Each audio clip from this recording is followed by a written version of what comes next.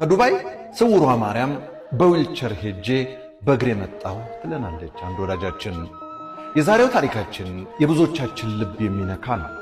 ዱባይ የምትኖረው አንዲት እህታችን በድንገት ባልታወቀ ህመም ከአልጋ ላይ ዋለች። ለ6 ወራት ሙሉ መቆም፣ መራመድ፣ መመገብና መልበስ ሁሉ ተስኗት ነበር። በዱባይ ያሉ ብዙ ዶክተሮች ቢጎበኟትም መፍትሄ ማግኘት ስላልቻለች ተስፋ ቆርጣ ከሞትኩም ባገሬ ልሙት ብላ ወደ ኢትዮጵያ ትመለሳለች። ቤተሰቦቿም ልትሞት ነው በሚል ፍርሃት 3 ቀን ሙሉ ሲያለቅሱና ሲጠብቋት ቆዩ።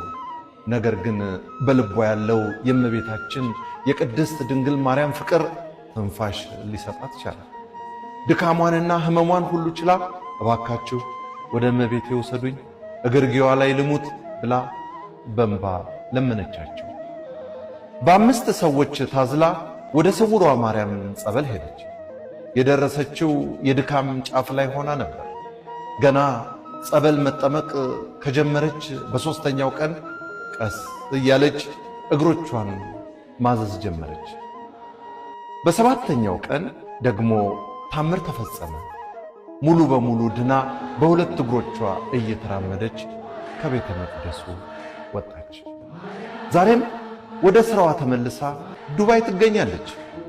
ለእኔ የደረሰች ድንግል ማርያም ለእናንተም ትድረስላችሁ ትላለች።